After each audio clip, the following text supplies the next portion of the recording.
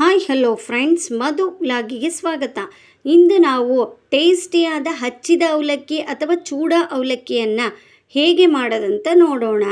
ಅದಕ್ಕೆ ಬೇಕಾದಂಥ ಪದಾರ್ಥಗಳು: ಅವಲಕ್ಕಿ, ನಾನಿಲ್ಲಿ 1 ಬಟ್ಲಷ್ಟು ಅವಲಕ್ಕಿಯನ್ನು ತೆಗೆದುಕೊಂಡಿದ್ದೀನಿ. ಶೇಂಗಾ, ಸೋಡಾ,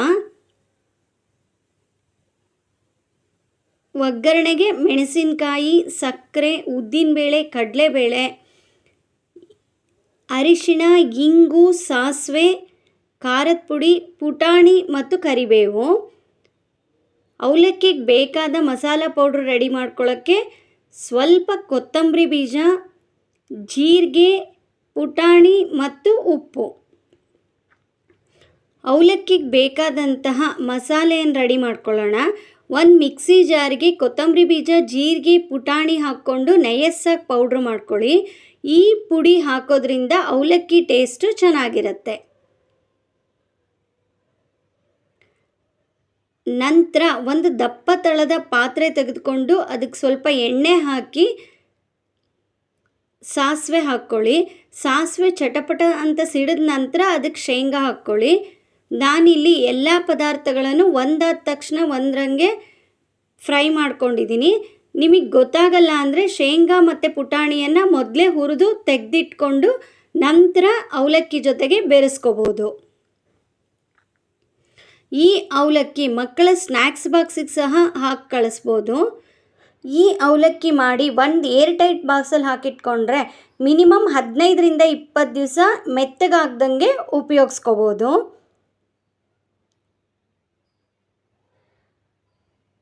ಶೇಂಗಾ ಹುರಿದ ನಂತರ ಅದಕ್ಕೆ ಪುಟಾಣಿ ಹಾಕ್ಕೊಳ್ಳಿ. ಕಡಲೆಬೇಳೆ, ಉದ್ದಿನಬೇಳೆ ಇದನ್ನೆಲ್ಲ ಹುರಿದು ಬ್ಯಾಡಗಿ ಮೆಣಸನ್ನು ಹಾಕ್ಕೊಳ್ಳಿ. ನಾವು ಖಾರಕ್ಕೆ ಖಾರದ ಪುಡಿ ಉಪಯೋಗಿಸಿರ್ತೀವಿ, ಆದರೂ ಸಹ ಟೇಸ್ಟಿಗೋಸ್ಕರ ಒಂದು 5-6 ಪೀಸು ಬ್ಯಾಡಗಿ ಮೆಣಸನ್ನು ಹಾಕ್ಕೊಳ್ಳಿ. ಇದೆಲ್ಲ ಹುರಿದ ನಂತರ ಸ್ವಲ್ಪ ಒಣ ಕೊಬ್ಬರಿಯನ್ನು ಚಿಕ್ಕ ಚಿಕ್ಕದಾಗಿ ಕಟ್ ಮಾಡಿಕೊಂಡು ಇದ್ರ ಜೊತೆಗೆ ಮಿಕ್ಸ್ ಮಾಡಿ.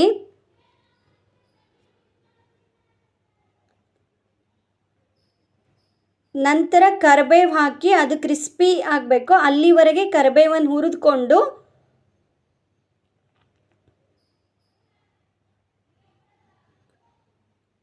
ಅದಕ್ಕೆ ಸ್ವಲ್ಪ ಖಾರದ ಪುಡಿ, ಅರಿಶಿಣ, ಇಂಗು ಇದೆಲ್ಲ ಹಾಕಿ ಒಮ್ಮೆ ಕೈ ಆಡಿಸಿ ಅದಕ್ಕೆ ಸ್ವಲ್ಪ ಸೋಡಾ ಹಾಕ್ಕೊಳ್ಳಿ. ಸೋಡಾ ಹಾಕ್ಕೊಳ್ಳೋದ್ರಿಂದ ಅವಲಕ್ಕಿ ಹಗುರವಾಗಿ ಮತ್ತು ಕ್ರಿಸ್ಪಿಯಾಗಿ ಬರುತ್ತೆ. ಅವಲಕ್ಕಿ ಟೇಸ್ಟ್ ಕೂಡ ಚೆನ್ನಾಗಿರುತ್ತೆ.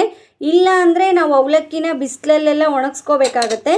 ಅವಲಕ್ಕಿ ಮಾಡಬೇಕಾದ್ರೆ ಒಗ್ಗರಣೆಯಲ್ಲಿ ಸ್ವಲ್ಪ ಸೋಡಾ ಯೂಸ್ ಮಾಡೋದ್ರಿಂದ ಅವಲಕ್ಕಿ ಕ್ರಿಸ್ಪಿಯಾಗಿರುತ್ತೆ, ಟೇಸ್ಟ್ ಕೂಡ ಚೆನ್ನಾಗಿರುತ್ತೆ.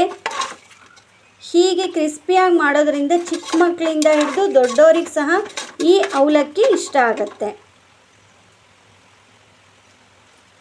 ಸೋಡಾ ಹಾಕಿ ಮಾಡೋದ್ರಿಂದ ಅವಲಕ್ಕಿನ ಮೆತ್ತಗೆ ಮಾಡ್ಕೊಂಡು ತಿನ್ನಬೇಕು ಅನ್ನೋ ನೆಸೆಸಿಟಿ ಇರಲ್ಲ.